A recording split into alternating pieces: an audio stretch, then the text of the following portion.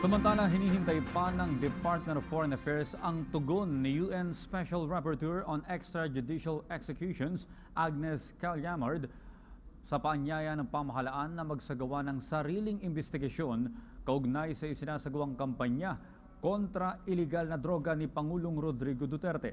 Nilinaw naman ng DFA na dadaan sa tamang proseso ang pagsasapubliko ng gagawing report ng Special Rapporteur. May report si Kirby Cristobal. Matapos na mapadalhan ang imbitasyon ng Pilipinas noong pang Setyembre, hanggang sa ngayon ay hindi pa rin sumasagot ang UN Special Rapporteur para imbestigahan ang di umano'y extrajudicial killing sa bansa. Ayon sa DFA, hinihintay pa kung tutugon si UN Special Rapporteur on Extrajudicial Executions, Agnes Callamard, sa paanyaya na magsagawa ng sariling investigasyon sa war on drugs ni Pangulong Rodrigo Duterte. By practice, after the acceptance of the invitation, the terms of reference of the country visit are negotiated, together with the usual guarantees of free movement, security, and non-reprisal. The terms of reference would normally include the scope, duration, places, and persons or groups or organizations to visit.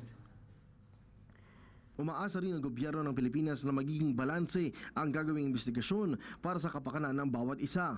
Paglilinaw pa ni Jose, daraan sa tamang proseso ang pagsasapubliko ng gagawing report ng Special Rapporteur na siyang dapat mapagkasunduan ng dalawang panig. That is the public presentation in the Philippines of the findings of the Special Rapporteur and the opportunity in person and in the presence of the Special Rapporteur and the media for President Duterte to publicly ask questions on the report and present additional information or clarifications. The Special Rapporteur has not responded to this specific element.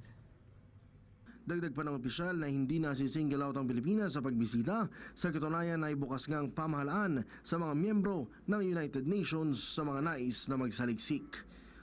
All UN member states are being requested to accept requests for country visits by special rapporteurs and other mechanisms of the UN Human Rights Council.